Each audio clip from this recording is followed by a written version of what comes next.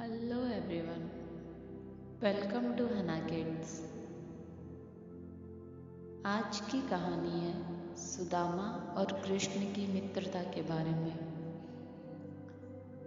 सुदामा कृष्ण के प्रिय मित्र व भक्त थे।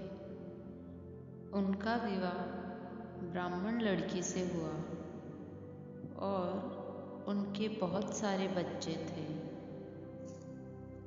सुदामा बहुत गरीबी में जीवन यापन कर रहे थे और वो अपने बच्चों को भरपेट पर्याप्त मात्रा में खाना भी नहीं खिला पा रहे थे।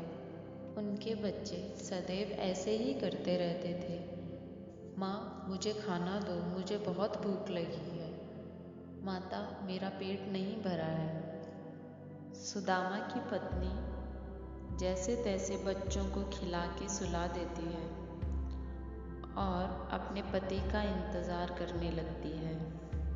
सुदामा मंदिर से घर आते हैं तो उनकी पत्नी उनके समीप आती है और कहती है, प्रिय, क्या आप और द्वारका के भगवान कृष्णा बचपन के मित्र नहीं हैं? और कृष्णा की शादी वैभव की देवी रुक्मिणी से नहीं हुई है। क्या आप एक बार कृष्णा से मिलने नहीं जा सकते और उनसे थोड़ी मदद नहीं मांग सकते? प्रश्न ये तो नहीं है कि हम भूखे हैं, परंतु हमें अपने बच्चों को तो खिलाना पिलाना होगा। सुदामा कहते हैं, मैं क्या कर सकता हूँ बताओ मुझे। मैं जितना हो सकता उतना कठोर परिश्रम कर रहा हूँ कि कुछ कमा पाऊँ, परंतु हम किसी से मदद नहीं मांग सकते।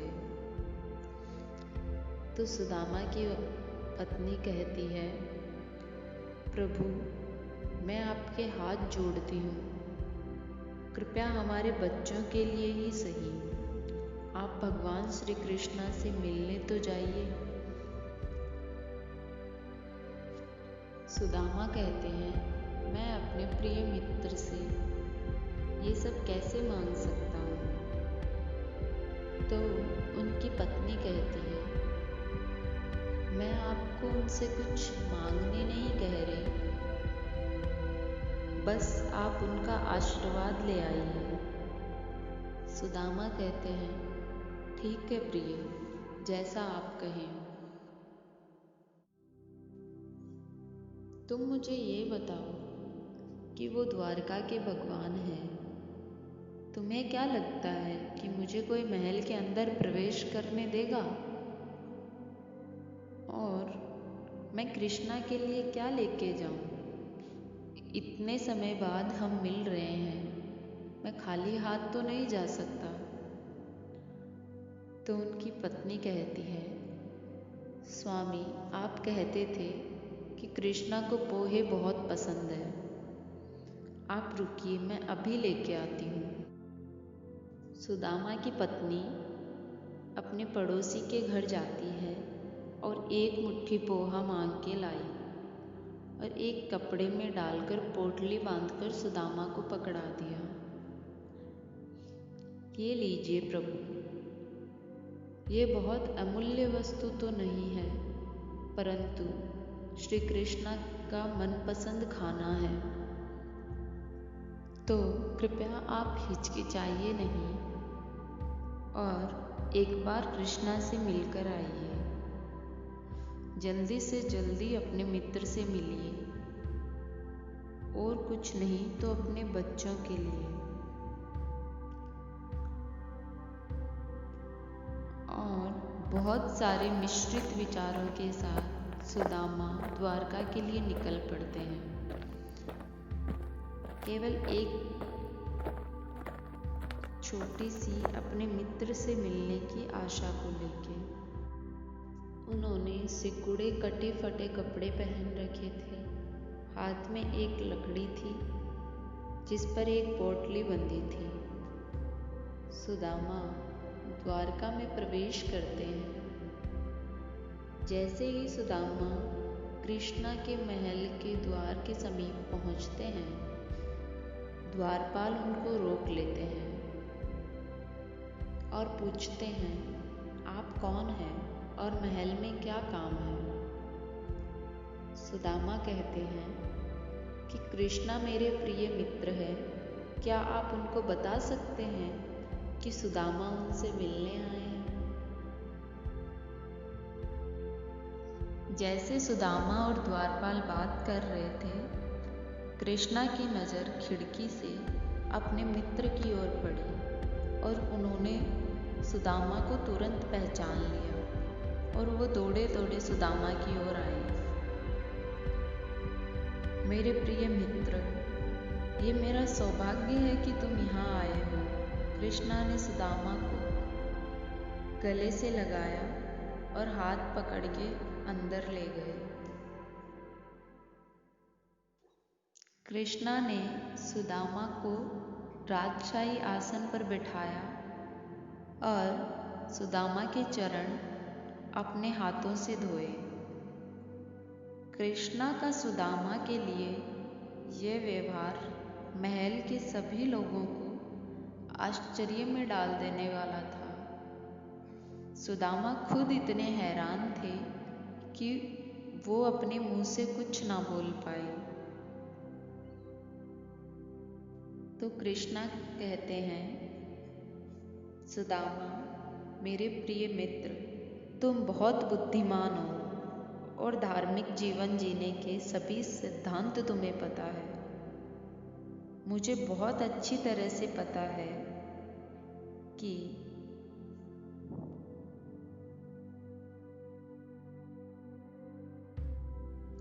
हम अलग अलग जरूर रहने लगे हैं, पर मुझे पूर्ण विश्वास है कि अपने गुरुजी के आशीर्वाद से तुम भी खुशहाल जिंदगी जी रहे होंगे।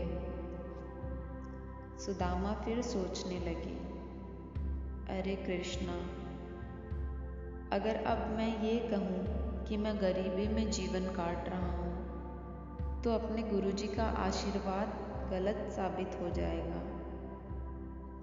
फिर सुदामा सोचते हैं, नहीं, मैं कृष्णा को कुछ नहीं बता सकता, मैं कृष्णा से कुछ नहीं मांग सकता, मुझे कृष्णा से कुछ नहीं चाहिए, मुझे कृष्णा का सिर्फ आशीर्वाद और शुभकामनाएं चाहिए। अचानक कृष्णा पूछते हैं, सुदामा, तुम मेरे लिए क्या उपहार लेके आए हो? क्या तुम्हारी पत्नी ने मेरे लिए कुछ खाने को नहीं दिया? सुदामा फिर सोचने लगे कि मैं ये तुच्छ सी वस्तु कृष्णा को कैसे दे सकता हूँ, और सुदामा शर्म से हिचकिचाने लगे। ये क्या है, तुम मेरे लिए इतने स्वादिष्ट पोहे लेकर आए हो?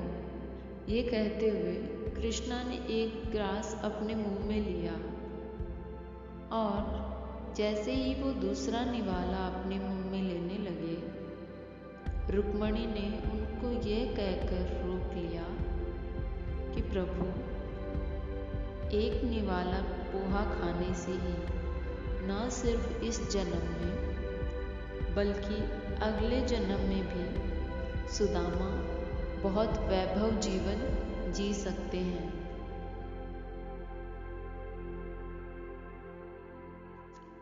कृष्णा मुस्कुराने लगे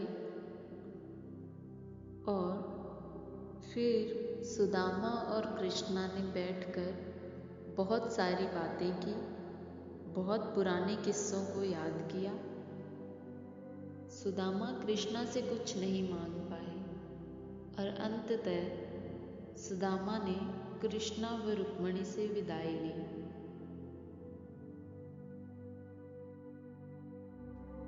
अब सुदामा को घर का रास्ता बहुत लंबा नहीं लग रहा था, क्योंकि वो कृष्णा के बारे में सोचते जा रहे थे।